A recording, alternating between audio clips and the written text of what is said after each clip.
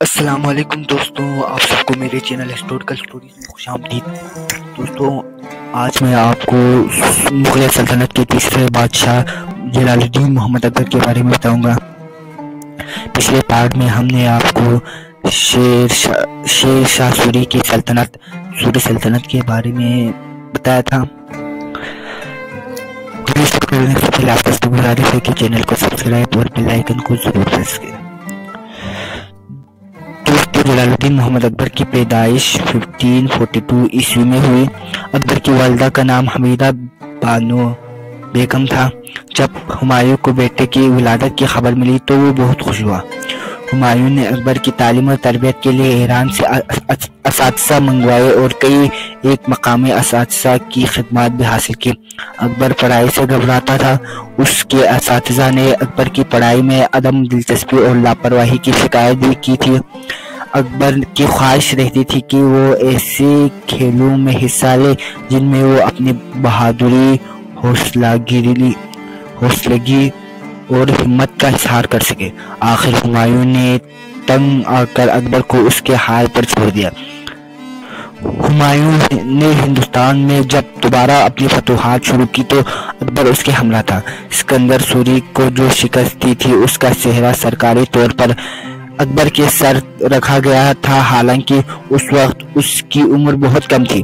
اسی زمانے میں ہمایوں نے اکبر کو اپنا ولی عہد مقرر کر دیا تھا۔ 1556 عیسوی میں ہمایوں کے انتقال کے بعد اکبر کی تخت نشینی کی رسم ادا کی گئی۔ اکبر نے تخت نشینی کے بعد تمام ملکی معاملات کا انتظام اپنے اتالیق بیرم خاں کے سپرد کر دیا۔ تخت نشینی کے وقت اکبر کی عمر صرف 14 برس تھی۔ اب ہم بات کریں گے اکبر کو تخت نشینی کے وقت جو اہم مسائل اس کے سامنے آئے۔ اکبر کے والد ہمایوں نے جن علاقوں کو فتح کر کے اپنی سلطنت کو بحال کیا تھا وہ انتظامی اور سیاسی لحاظ سے سخت بدنظمی کا شکار تھے۔ ان علاقوں کو فوجی نقطۂ نظر سے فتح تو کر لیا تھا، تاہم ان میں انتظامی ڈھانچے انتہائی غیر مؤثر تھا۔ برصغیر کے کئی اکثر علاقے مثلاً سندھ، کشمیر، دکن، اڑیسہ، گونڈوانا، گجرات، مالوا اور بنگال وغیرہ آزاد ریاستوں میں بدل چکے تھے۔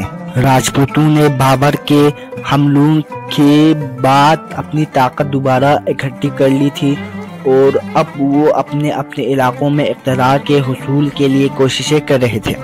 اقتصادی طور پر اکبر کی حکومت کے حالات بھی اچھے نہ تھے۔ اکثر علاقوں سے مالیہ کی وصولی حکومتی خزانے تک نہ پہنچتی تھی۔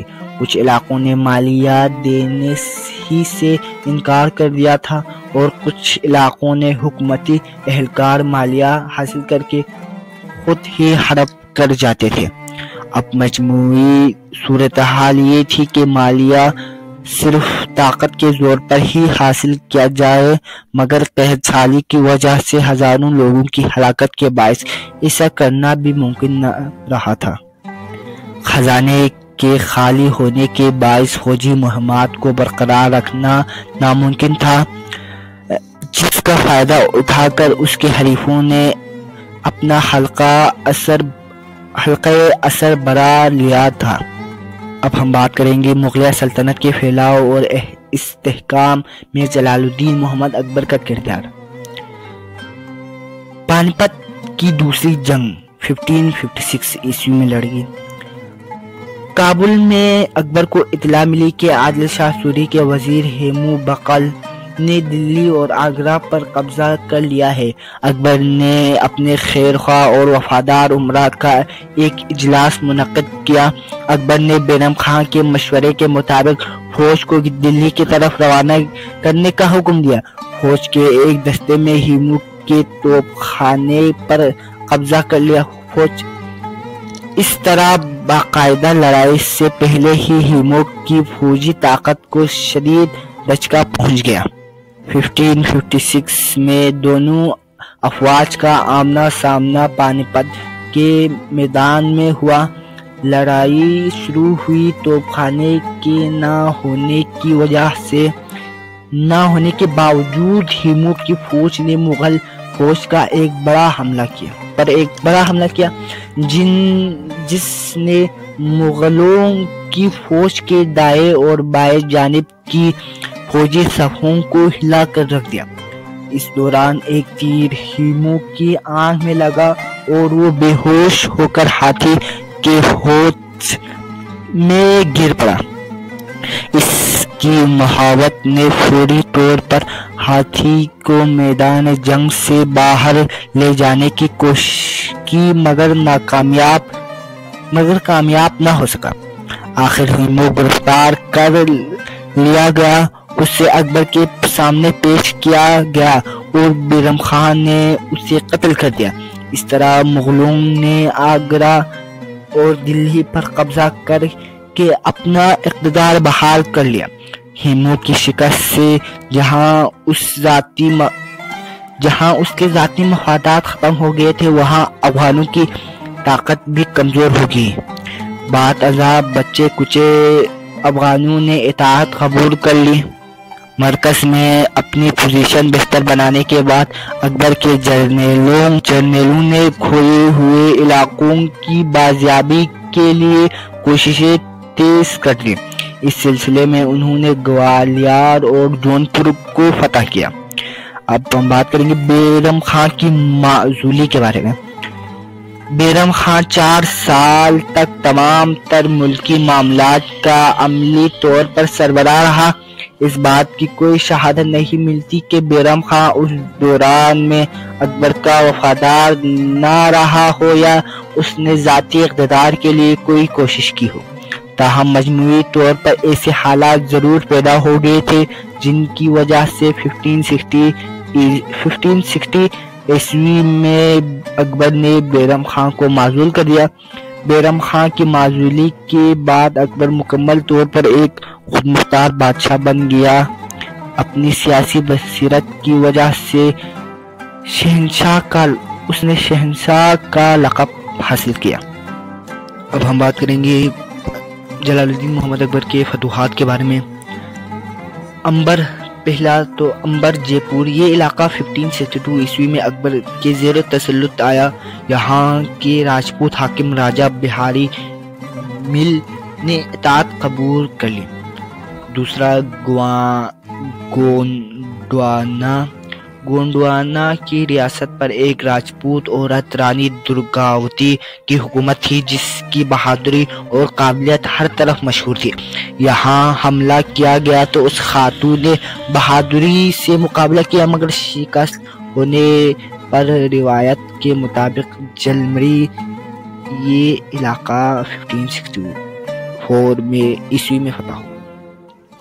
تیسرا چتور، یہاں کا راجپوت راجہ ان تمام راجپوت راجاؤں کو نفرت کی نظر سے دیکھتا تھا جنہوں نے اکبر سے رشتہ داریاں قائم کی اور اس کی اطاعت قبول کی۔ اکبر نے اس راجے کے اثر کو ختم کرنے اور گجرات کے علاقے تک رسائی حاصل کرنے کے لیے اس سے 1567 عیسوی میں فتح کیا۔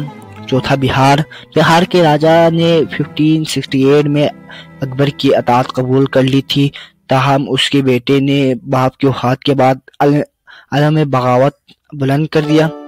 اکبر نے یہ علاقہ 1572 عیسوی میں فتح کیا۔ پانچواں رنتھمبور اور کالنجر، اکبر نے ایک طویل جدوجہد کے بعد 1569 میں رنتھمبور اور کالنجر کے اہم علاقے فتح کیے۔ 1517 عیسوی میں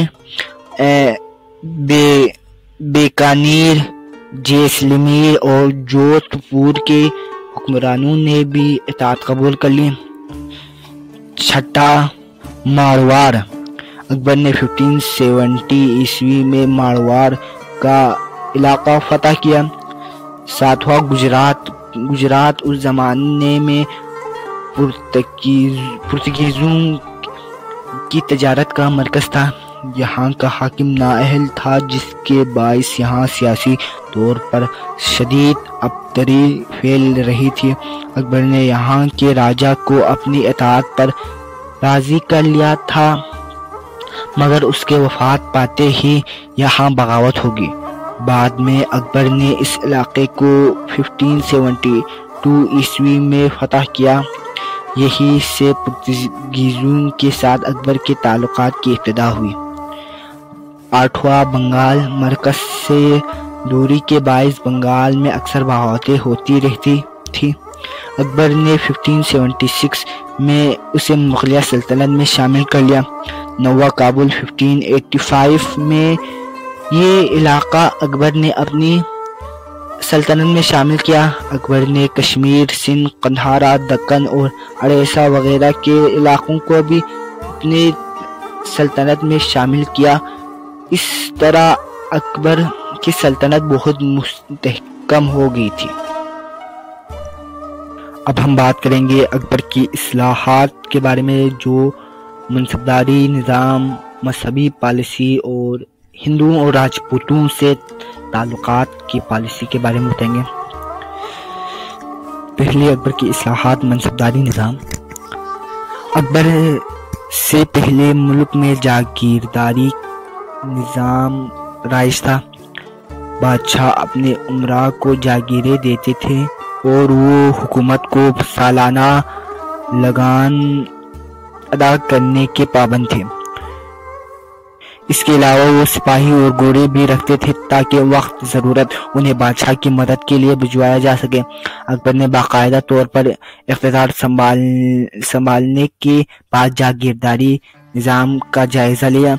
اسے اس نظام میں بہت سے نقائص نظر آئے جن کو درست کرنا ضروری تھا۔ تاہم اس نظام میں جب اس سے اس بات کی نشاندہی ہوئی کہ جاگیرداروں کے بھیجے ہوئے سپاہی بادشاہ کے بجائے جاگیرداروں کے زیادہ وفادار ہوتے ہیں تو اکبر کو سخت بے چینی ہوئی۔ اکبر اپنے انداز حکومت اور مزاج کے اعتبار سے ایسا رجحان کبھی برداشت نہیں کر سکتا تھا، کیونکہ وہ ہر طرح کی طاقت اپنے پاس رکھنا چاہتا تھا، اور پھر سپاہی طور پر اور پھر سیاسی طور پر سپاہیوں کا جاگیردار کا وفادار ہونا کسی بھی بادشاہ کے لیے کسی بھی وقت بغاوت کا پیش خیمہ ہو سکتا تھا۔ انہی دنوں کئی جاگیرداروں نے اکبر کے خلاف سازشیں شروع کر دی تھی۔ اکبر نے سابق نظام کو بدل کر منصبداری نظام رائج کیا۔ منصبداری نظام میں ہر سرکاری عہدیدار کو، خواہ وہ سول میں ملازم ہو یا فوجی محکموں میں، ایک منصب ادا کیا جاتا تھا۔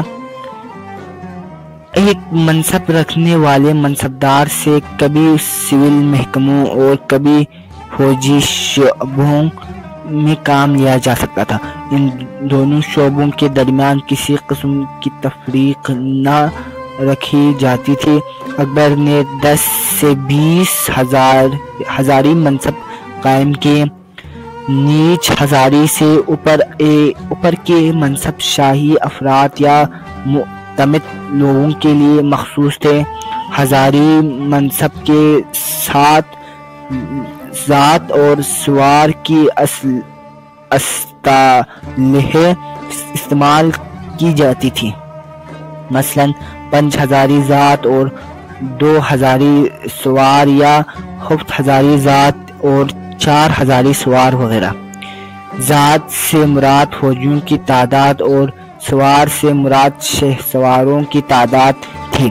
ہر منصبدار کے لیے لازم تھا کہ وہ مقرر تعداد میں سپاہی، شہ سوار اور دوسرا سامان جنگ اپنے پاس رکھے تاکہ بوقت ضرورت وہ بادشاہ کی مدد کر سکے۔ ہر منصبدار کو اس کے منصب کے مطابق تنخواہ ملتی تھی۔ اگر بادشاہ کسی منصبدار سے اس کی کسی غلطی کی بنا پر ناراض ہو جاتا تو اس کا منصب چھین لیا جاتا تھا۔ منصب موروثی نہ تھے۔ ہر شخص کو اس کی قابلیت یا خدمات کی بنا پر منصب عطا ہوتے تھے۔ منصبدار کے مرنے کے بعد اس کے تمام جائیداد بحق سرکار ضبط کر لی جاتی تھی اور اس کے ترکے سے اس کے بیٹوں کو کچھ نہ ملتا تھا۔ اس لیے ہر منصبدار کی خواہش ہوتی تھی کہ وہ زیادہ سے زیادہ رقم خرچ کرے۔ اسی وجہ سے مغل امراء بہت سا روپیہ عمارات کی تعمیر میں خرچ کرتے تھے، شعراء اور موسیقاروں کی سرپرستی کرتے تاکہ مرنے کے بعد ان کا نام زندہ رہے۔ ہر سال ہر منصبدار کی فوج سواروں اور گھوڑوں وغیرہ کا باقاعدہ معائنہ کیا جاتا تھا اور رجسٹر میں ان کا حلیہ لکھا جاتا تھا۔ گھوڑوں کو باقاعدہ داغا جاتا تھا اور ران پر منصبدار کا اور دوسری ران پر سرکاری نشان ہوتا تھا۔ اب ہم بات کریں گے اکبر کی مذہبی پالیسی کے بارے میں۔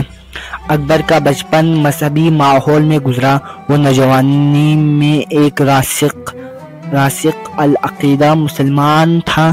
وہ اسلامی شعائر کا دل و جان سے احترام کرتا تھا اور پانچوں وقت باجماعت نماز ادا کرتا تھا۔ وہ صبح سویرے بیدار ہو جاتا تھا اور نماز حج سے قبل وظائف میں مشغول رہتا تھا۔ اکبر کو بزرگوں کے ساتھ دلی عقیدت تھی۔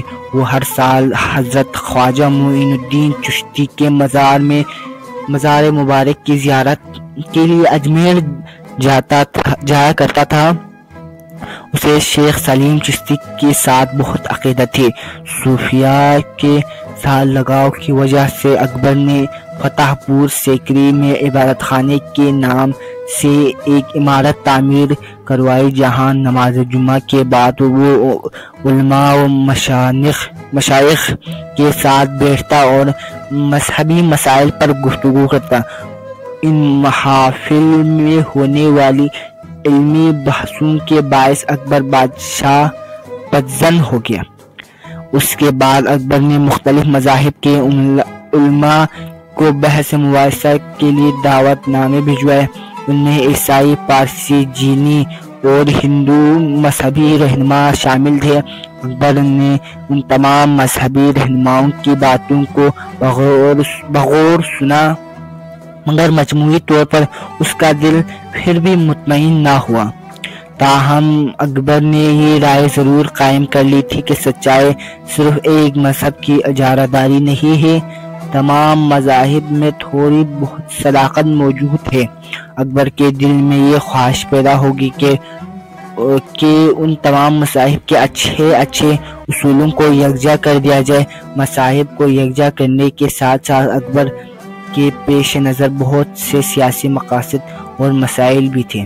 اکبر نے علماء کے سیاسی امور میں عمل دخل کو کم کرنے کی ابتدا 1579 عیسوی میں کی اور اس نے فتح پور سیکری کی جامع مسجد کے امام کو برطرف کر دیا اور منبر پر بیٹھ کر خطبہ پڑھا۔ اس اقدام کا مقصد یہ تھا کہ اکبر اپنی مذہبی حیثیت منوا سکے۔ اکبر کو علماء پر برتری دلانے کے لیے ایک دستاویز تیار کی گئی۔ اس دستاویز پر تمام اہم علماء کے دستخط کروا لیے گئے۔ اس دستاویز کا خلاصہ یہ تھا کہ مذہبی امور میں بادشاہ کا فیصلہ آخری ہوگا۔ اکبر کی حیثیت مجتہد مطلق کی سی ہو گئی۔ اس سے علماء کے اختیارات ختم ہو گئے۔ مجتہد وقت بننے کے بعد اس نے تمام مذاہب برصغیر پاک و ہند میں سے مختلف اصولوں کو یکجا کر کے ایک نیا دین بنا لیا، جس کا نام دین الہی رکھا گیا۔ یہ دین 1582 عیسوی میں نافذ کر دیا گیا۔ دین الہی میں داخلے سے پہلے اکبر امیدوار سے یہ عہد لیتا تھا کہ وہ اپنا دین، مال، جان اور آبرو بادشاہ کے لیے قربان کرنے سے گریز نہیں کرے گا۔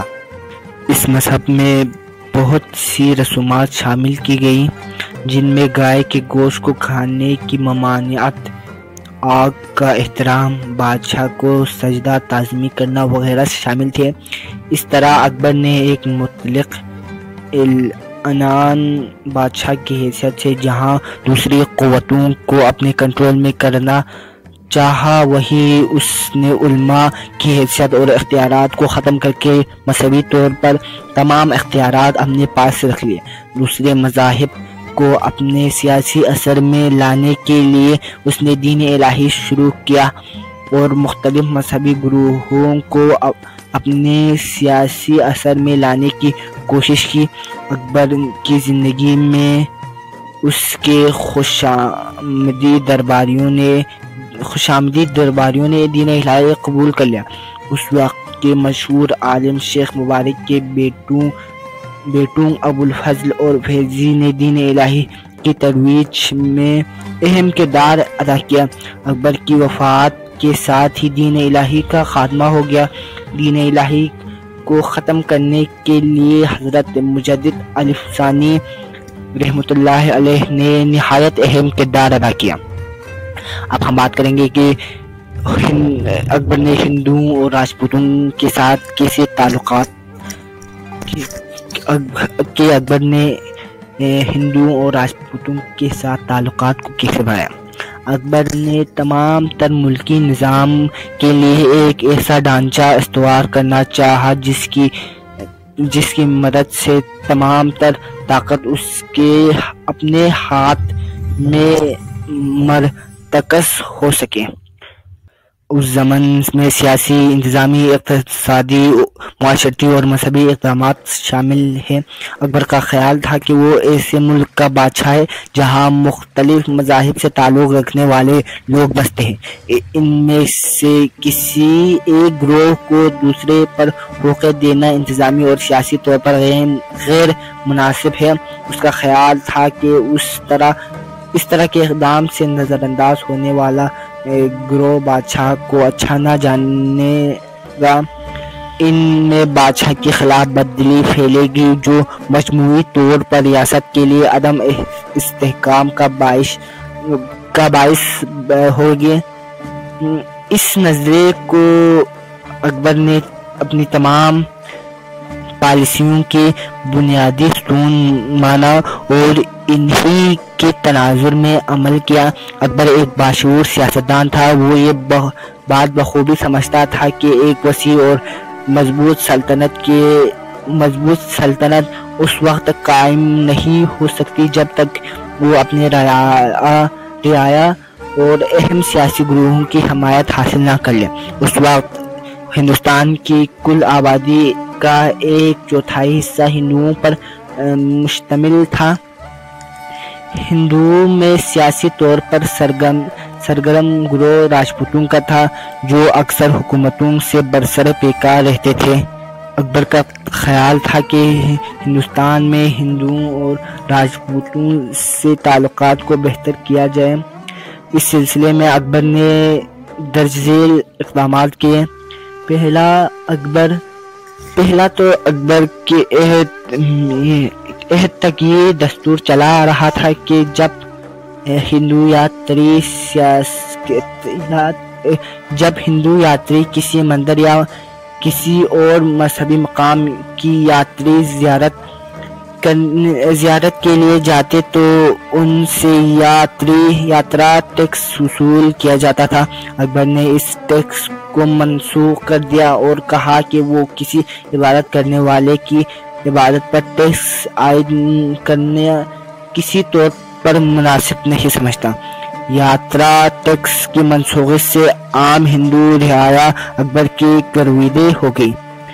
دوسرا، 1564 میں اکبر نے ایک فرمان کی روح سے ہندوؤں سے جزیہ لینے کو منسوخ کر دیا اور انہیں مسلمانوں کی مساوی شہری حقوق دے دیے۔ اس اعلان کا بھی عام ہندو آبادی پر خاطر خواہ اثر پڑا اور انہوں نے اکبر کو اپنا محسن سمجھنا شروع کر دیا۔ اکبر سے پہلے حکمرانوں نے ہندوؤں کو دبا کر رکھا ہوا تھا۔ ہندوؤں پر کئی ایک غیر ضروری ٹیکس لگائے گئے تھے۔ اکبر نے سابق پالیسیوں کو ترک کر کے ان کے ساتھ مصالحانہ رویہ اختیار کیا اور انہیں اعلیٰ عہدوں پر فائز کیا۔ راجہ ٹوڈرمل کی مالیاتی امور کے بارے میں خصوصی واقفیت کی اور تجربے کی بنا پر اسے اعلیٰ عہدہ دیا اور بیربل کو اپنا مشیر خاص بنا لیا۔ اکبر کے ہندوؤں کے ساتھ برتاؤ میں عملی طور پر تبدیلی سے راجپوتوں میں اکبر کے ساتھ تعاون کرنے کا جذبہ پیدا ہوا۔ اس زمن میں امبر جے پور کے راجہ بہاری مل نے اطاعت قبول کر لی۔ جذبہ دوستی کے اظہار کے طور پر اس نے اپنی بیٹی جودھا بائی کی شادی اکبر سے کر دی۔ اکبر نے اس راجہ کے منہ بولے بھائی بھگوان داس اور پوتے مان سنگھ کو اعلیٰ منصب عطا کیے۔ بھگوان داس اور مان سنگھ پر اعتماد کے اظہار کے طور پر انہیں نہایت اہم مہمات کی سپہ سالاری سونپ دی گئی۔ ان دونوں نے اکبر کی سلطنت کو وسعت دینے میں نہایت اہم کردار ادا کیا۔ چوتھا، راجہ بہاری مل کی ذاتی کوششوں سے بیکانیر، جیسلمیر اور جودھ پور کے راجپوت راجاؤں نے بھی اکبر کی اطاعت قبول کر لی۔ اس طرح اکبر کی جاری کردہ راجپوت پالیسی سے مغلوں کے راجپوتوں کے ساتھ خاندانی تعلق قائم ہو گئے۔ ان لوگوں نے آنے والے دور میں بہت سے نمایاں کارنامے انجام دیے۔ اب ہم بات کریں گے اکبر کی وفات کے بارے میں۔ 1605 عیسوی میں اکبر کا انتقال ہو گیا۔ انتقال کے بعد اس نے شہزادہ سلیم انتقال سے قبل اس نے شہزادہ سلیم کو اپنا جانشین مقرر کر دیا تھا۔ تو دوستوں یہ تھی آج کی ویڈیو۔ اگر آپ کو ہماری ویڈیو اچھی لگی تو ویڈیو کو لائک کریں اور شیئر بھی کریں، چینل کو سبسکرائب اور بیل آئیکن کو ضرور پریس کریں۔ آج کا ویڈیو یہاں پر ختم ہوتا ہے، نیکسٹ ویڈیو میں ملیں گے، تب تک کے لیے اللہ حافظ۔